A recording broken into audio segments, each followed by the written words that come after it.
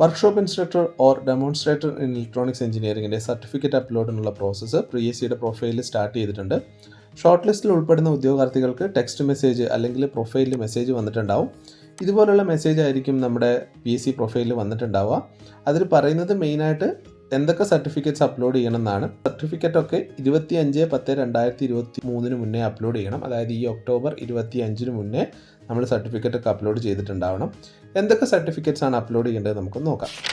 അതിൽ ഫസ്റ്റ് പറയുന്നത് date of birth prove ചെയ്യാനുള്ള സർട്ടിഫിക്കറ്റ് ആണ്. അതിന് SSLC സർട്ടിഫിക്കറ്റ് ഇനഫാണ്. SSLC സർട്ടിഫിക്കറ്റ് അപ്ലോഡ് ചെയ്താൽ മതിയാവും. രണ്ടാമത് വേണ്ടത് ഒരു ID കാർഡാണ്. ID കാർഡ് പ്രിഫറബിളി ആധാർ കാർഡാണ് അവർ പറയുന്നത്. മൂന്നാമത്തെ സർട്ടിഫിക്കറ്റ് എന്ന് പറയുന്നത് റിസർവേഷൻ കാറ്റഗറിയിലുള്ള ഉദ്യോഗാർത്ഥികളാണെങ്കിൽ റിസർവേഷൻ പ്രൂവ് ചെയ്യാനുള്ള സർട്ടിഫിക്കറ്റ് അപ്ലോഡ് ചെയ്യാനാണ് പറയുന്നത്. അതായത് SC/ST ആണെങ്കിൽ കമ്മ്യൂണിറ്റി സർട്ടിഫിക്കറ്റ് അപ്ലോഡ് ചെയ്യണം. OBC നോൺ ക്രീമി ലെയറിൽപ്പെട്ട ഉദ്യോഗാർത്ഥികളാണെങ്കിൽ non creamy layer certificate upload ചെയ്യണം. EWSൽപ്പെട്ട എക്കണോമിക്കലി വീക്കർ സെഷനിൽപ്പെട്ട ഉദ്യോഗാർത്ഥികളാണെങ്കിൽ EWS സർട്ടിഫിക്കറ്റ് അപ്ലോഡ് ചെയ്യണം. ഡിഫറൻഷ്യലി ഏബിൾഡ് ആയിട്ടുള്ള ഉദ്യോഗാർത്ഥികളാണെങ്കിൽ DA സർട്ടിഫിക്കറ്റ് അപ്ലോഡ് ചെയ്യണം. തുടങ്ങിയ സർട്ടിഫിക്കറ്റ്സ് ആണ് നമ്മൾ റിസർവേഷന് വേണ്ടിയിട്ട് അപ്ലോഡ് ചെയ്യേണ്ടത്. നെക്സ്റ്റ് സർട്ടിഫിക്കറ്റ് എന്ന് പറയുന്നത് qualification certificate and mark list ആണ്. അതായത് ഡിപ്ലോമ ഹോൾഡർ ആണെങ്കിൽ ഡിപ്ലോമ സർട്ടിഫിക്കറ്റും അതിൻ്റെ മാർക്ക് ലിസ്റ്റുകളും അപ്ലോഡ് ചെയ്യണം. അല്ലെങ്കിൽ BTech ഹോൾഡർ ആണെങ്കിൽ BTech സർട്ടിഫിക്കറ്റ്സും അതിൻ്റെ മാർക്ക് ലിസ്റ്റും അപ്ലോഡ് ചെയ്യണം. BTechൻ്റെ മാർക്ക് ലിസ്റ്റ് എന്ന് പറയുമ്പോൾ ഫൈനൽ സെമ്മിൻ്റെ കൺസോളിഡേറ്റഡ് മാർക്ക് ലിസ്റ്റ് അപ്ലോഡ് ചെയ്താൽ മതിയാവും. നെക്സ്റ്റ് സർട്ടിഫിക്കറ്റ് എന്ന് പറയുന്നത് certificate to prove regular course of study. അതായത് നമ്മളൊരു സ്ഥാപനത്തിൽ റെഗുലറായിട്ട് കോഴ്സ് ചെയ്തു എന്ന് കാണിക്കുന്ന സർട്ടിഫിക്കറ്റാണ് അപ്ലോഡ് ചെയ്യാൻ പറയുന്നത്.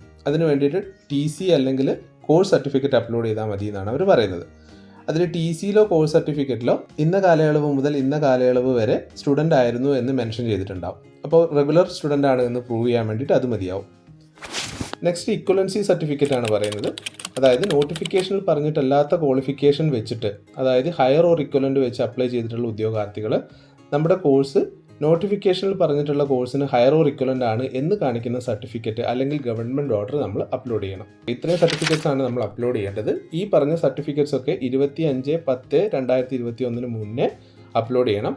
കൂടാതെ ഗവൺമെൻറ് സർവീസിലുള്ള ആൾക്കാരാണെങ്കിൽ അവരുടെ സർവീസ് സർട്ടിഫിക്കറ്റും കൂടെ അപ്ലോഡ് ചെയ്യണം. ഈ സർട്ടിഫിക്കറ്റ് ഒക്കെ അപ്ലോഡ് ചെയ്തതിന് ശേഷം PSC ഷോർട്ട് ലിസ്റ്റ് പബ്ലിഷ് ചെയ്യും. അതിനുശേഷം PSCയുടെ ഒരു ഡയറക്റ്റ് സർട്ടിഫിക്കറ്റ് വെരിഫിക്കേഷൻ ഉണ്ടാവും. അതായത് നമ്മൾ അപ്ലോഡ് ചെയ്ത സർട്ടിഫിക്കറ്റിൻ്റെ ഒറിജിനലൊക്കെ ആയിട്ട് PSC ഓഫീസിൽ ചെന്നിട്ട് അത് വെരിഫൈ ചെയ്യണം. അതായത് നമ്മൾ അപ്ലോഡ് ചെയ്ത ഡോക്യുമെൻറ്റും നമ്മുടെ കയ്യിലുള്ള ഡോക്യുമെൻറ്റും ഒന്നാണെന്ന് നമ്മൾ പ്രൂവ് ചെയ്യണം. അതിനുശേഷം മാത്രമേ ഇൻ്റർവ്യൂ ഉണ്ടാവുള്ളൂ.